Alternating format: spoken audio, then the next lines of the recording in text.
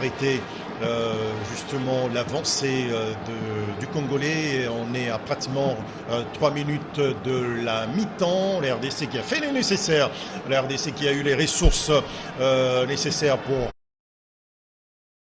rétablir la parité avant la mi-temps. Espérons que ça va demeurer ainsi. Et aux avant-postes, pratiquement la RDC est en train de jouer face à une équipe nigériane qui est également combative, compétitive, qui a terminé deuxième de son groupe derrière la République sud-africaine. Qualifié directement, les Bafana Bafana,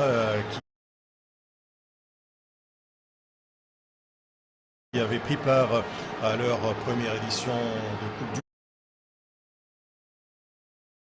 Monde en 1998, après avoir remporté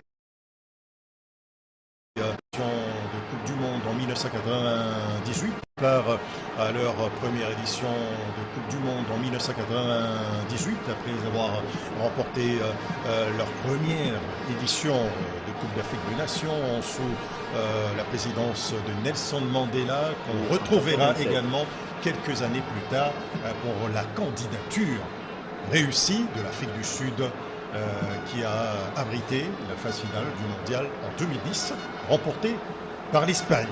Tout à fait, hein, Marcelo. Et là, sous nos yeux, des supporters, des animateurs venus fraîchement de Kinshasa, un chapeau au gouvernement qui ne cesse de déplacer à chaque match, à chaque grand événement, les supporters congolais. C'est rare de voir des pays qui le font parce qu'ailleurs, ce sont les supporters eux-mêmes qui se cotisent. Mais en République démocratique du Congo, le gouvernement le fait et je pense qu'il faudrait féliciter ces gouvernements parce que non seulement qu'ils voyagent, mais ils le font dans de meilleures conditions et ils sont très bien encadrés.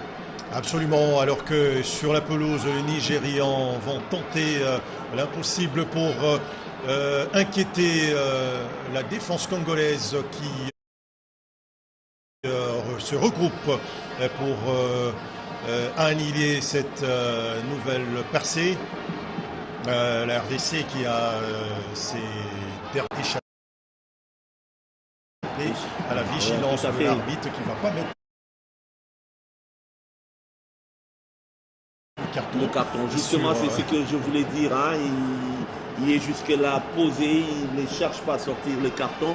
Il sent que les Nigérians évoluent pour la plupart, ont fait un passage dans le football anglais. Il y a également certains joueurs congolais qui évoluent en Angleterre, donc le box-to-box.